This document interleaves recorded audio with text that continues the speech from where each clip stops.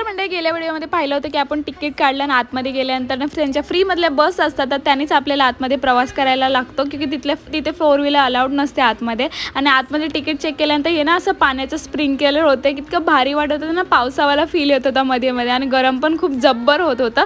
आणि हे ना एस्क्युलेटर सारखी एक मशीन होते, तिथे मी पहिल्यांदा उभा राहिली होती. ह्या मशीनमध्ये थोडीशी ना भीती वाटली आधी, नंतर मग मज्जा वाटली. आणि जसं स्टॅच्यू ऑफ युनिटीच्या जवळ जायला लागले ना, इतका मोठा वाटत होता ना स्टॅच्यू. आणि आपल्या इंडियामधला सगळ्यात मोठा, वर्ल्डमधला सगळ्यात मोठा स्टॅच्यू, आपल्या इंडियाला गर्व पाहिजे की आपल्या इंडियामध्ये तो स्टॅच्यू आहे.